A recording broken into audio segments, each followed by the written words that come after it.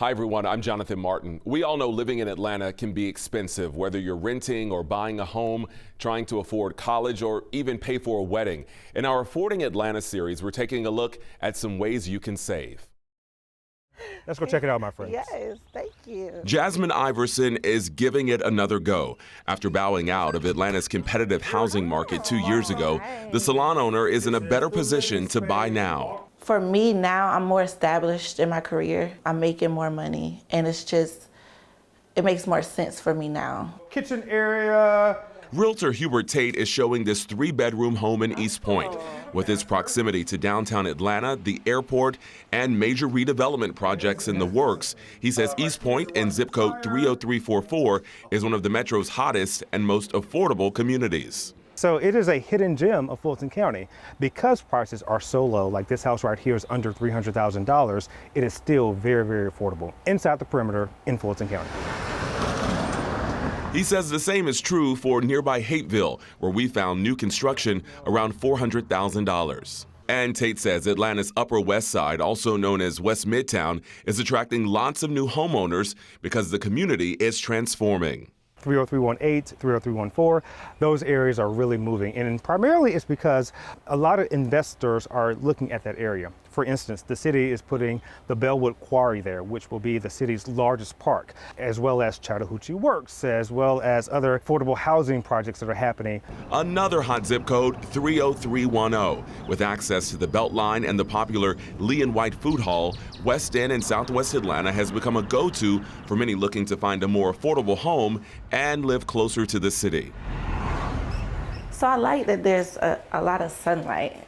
For Jasmine Iverson, this home in East Point fits in her budget of $400,000. But living here would mean a longer commute to work. She's also considering safety and schools as she plans to have children. But in this housing market, she knows she may have to compromise on some things to find a home she likes and can afford. In East Point, Jonathan Martin, 11 Alive News. So this is the backyard. Shante Hughes just furnished his basement. I'm also going to put an actual full refrigerator here later on. And is ready to rent it out. So they have their own personal interests, so if they wanted to come in separate from where I come in. He purchased his home in Morrow last year. He lives upstairs and plans to charge a tenant $1,200 a month to stay downstairs. Having a tenant, the idea was getting someone here to make the home pay for itself.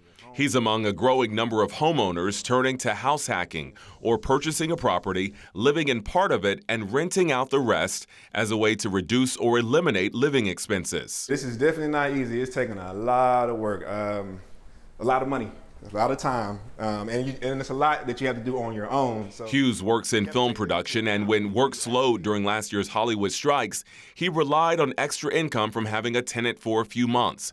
Bathroom. But he also learned being a landlord can be a challenge when plumbing and other issues popped up. Well, we have to be responsible for all of the maintenance, everything. Like I can't call somebody to come in the same day and fix something. Like I believe in house hacking. I think it's a great way for people to kind of stay ahead of the curve.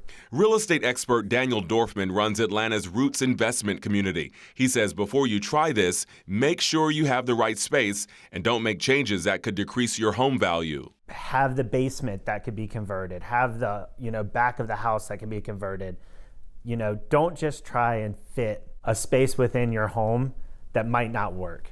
And he says be sure you know the legal implications of being a landlord and are following city codes and HOA rules. A lot of HOAs don't even allow rentals, period.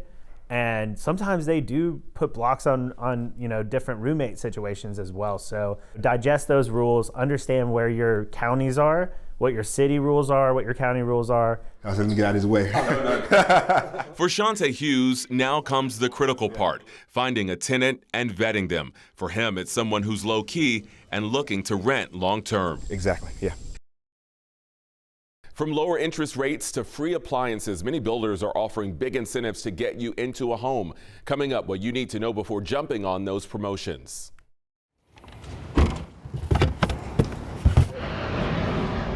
After years of renting, Damon Smith is excited to finally be a homeowner. My goal was to be in a house by the time I was 35, but I'm 36 now, so but it finally happened. It feels great. He felt sidelined by Atlanta's rising home prices and interest rates above 7%. Until he found this new community in College Park, where the builder offered to pay $10,000 of closing costs and an interest rate under 5%. For me, I wanted to jump on that because not only they were offering incentives and that was good for me, but it would help me to be able to keep more money in my pocket to be able to furnish this home and do other things. In today's housing market, incentives are a lot more common as builders try to entice cash-strapped buyers. Builders often buy a large bulk of loans, allowing them to offer the buyer a lower interest rate. Some are offering lower interest rates, closing costs, refrigerators, washer and dryer, blinds.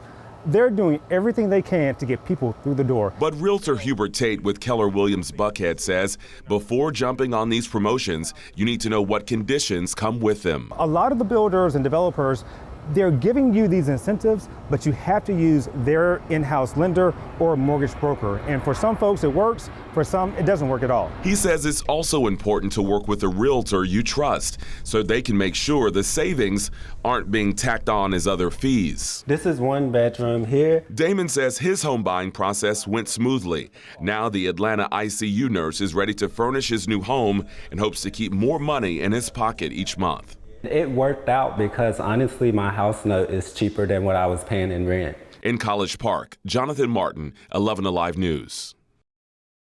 This photo here is our engagement photos. Married just over a year, Ken and Mamie McRae often reflect on their wedding day with pride. I always say to him, I am so happy that we did what we did. It was no extravagant event, but rather an intimate ceremony with those who mattered most. The venue for our wedding was at my parents' house. Because my dad could not move, he was in a hospital bed. I didn't have flowers, we had candles. We didn't have like a big reception, it was a cocktail hour.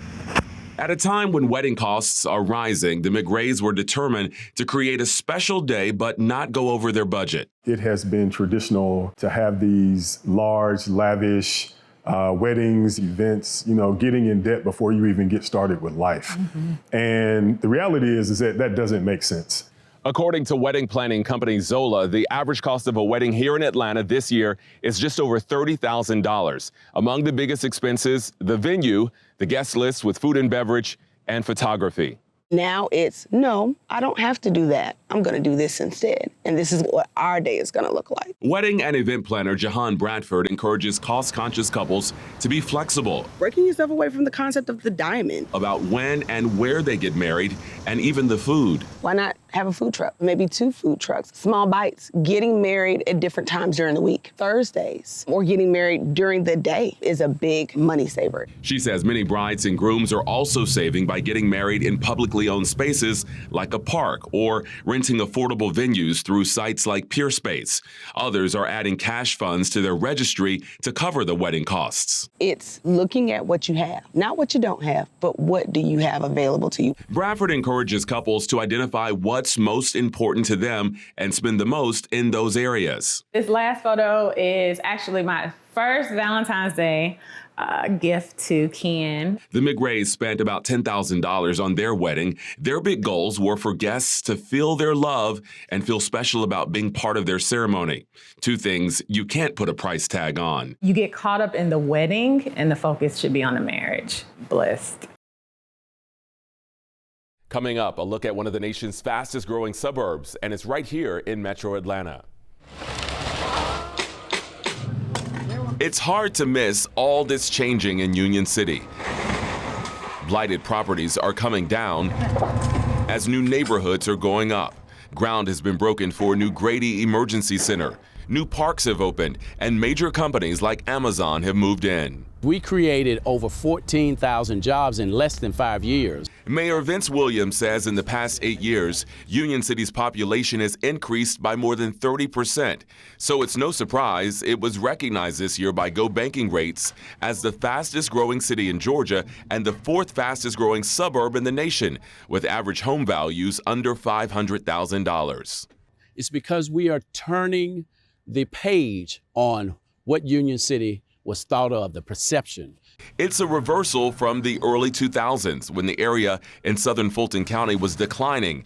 Its economic drivers, Shannon Mall and other large businesses, shut down. And we had to figure out, what are we going to do to resurrect this area? The answer was Atlanta Metro Studios. The soundstage complex opened in 2016 on 25 acres where the mall once stood. It's created hundreds of jobs, attracted new companies to the area, while boosting existing small businesses like Gervis Armstrong's Barbershop. I got barbers coming back. I seen other new businesses coming in and doing better now than ever. Union City is now home to 4 Amazon warehouses, and Microsoft reportedly plans to build a $1 billion data center in the area within 2 years. We still get, label for being what many call warehouse city. Mayor Williams says those warehouses have bolstered Union City's economy and led to housing growth. The average home value has increased to just over $276,000, still among the most affordable areas in Metro Atlanta. The mayor says now leaders are focused on making Union City a more attractive place to live by adding more parks, restaurants, and retail, while keeping the community affordable. In Union City, Jonathan Martin, 11 Alive News. Bridget Cunningham loves living in the Capitol View neighborhood in Southwest Atlanta. We have the Beltline, we have lots of great people. Everybody around here is like family. But she never expected moving to this area would mean she'd have to pay a higher car insurance premium. I'm very surprised. I don't have any tickets, no DUIs, nothing. My record is clean. My insurance should not be that much. When shopping for auto insurance recently, she said she provided her Southwest Atlanta zip code, and several insurance companies quoted her just under $200 for basic liability coverage. After talking with friends in a different zip code on the north side of Atlanta in Buckhead, Bridget learned they were paying $30 less for the same coverage. I was shocked, and I'm like, this is redlining. A lot of people didn't even know that this was happening, that these inequities occurred. Raphael Baker is a longtime insurance agent who ran for Georgia Insurance Commissioner 2 years ago on the platform of insurance equity. He points to a new LendingTree study that shows Georgia drivers who live in majority black zip codes like Bridget's pay on average 11% more for auto insurance. Georgia law does not allow car insurance companies to use race to determine your rates, but they can look at your zip code to determine risk and factor in things like crime rates, traffic patterns, and the number of accidents in the area. But it goes a little deeper than that. There are socioeconomic factors that have nothing to do with your driving history, such as your credit score, whether or not you own a home, your marital status. All of those things come into play. It disproportionately impacts black people. So bottom line is there's inequity. Some states prohibit the use of zip codes and credit scores to determine rates. Bridget is hoping Georgia will do the same. Because it's not fair when you're judging, by where someone is living, the zip code. Baker says for now, there are things you can do to save on payments, like bundling your car coverage with renters or homeowners insurance, staying with the same provider for at least a year to take advantage of loyalty discounts, and increasing your liability limits above the state minimum. He says it may cost you more upfront, but you can save more money over time. In Atlanta, Jonathan Martin, 11 Alive News. For years, rent has been rising in Metro Atlanta, but could we finally see prices drop in 2025? A forecast on rent when we come back. It's been a trend the past 5 years, the cost to rent rising in Metro Atlanta. Oh, well, rent costs are definitely up. I knew I was going to pay more in rent here in the old Fourth Ward. We're all nurses, so we make a pretty decent living. It's too expensive. If you're not making 6 figures a year, it's pretty hard to find a place. A recent construction boom also created thousands of new apartment units in the metro and more competition, forcing many communities to offer big incentives like months of free rent to get tenants in the door. But this year, those concessions may be harder to come by and rent could rise even higher. There's not as much building that's going to occur in 2025. All of that excess inventory is going to get absorbed. And what we're about to see likely is that rents will start ticking up a little bit, and those concessions that were so great will start coming down. The cost to rent a one-bedroom in Metro Atlanta right now averages nearly $1,600, a slight increase from just 6 months ago. Atlanta's really growing, and there's no stopping it, and then all of those people will need apartments to live in. Oleg Konstantinovsky runs ProMove. The company connects apartment communities with tenants. With Atlanta's population projected to continue increasing, he says long-term, higher demand for rentals will continue to contribute to higher prices. While renting a one-bedroom in Buckhead, for example, could easily run you $1,700, two of the hottest metro areas where you can find lower prices are in Sandy Springs, for example, where the median rent is right now just over $1,400, or in the Cumberland area near Smyrna, where it's about $1,350, which is down about $40 from this time a year ago. But overall, the expert we spoke to said, look, if you've been waiting for prices to drop, that likely won't happen this year, so take advantage of incentives while they last. I'm Jonathan Martin, 11 Alive News.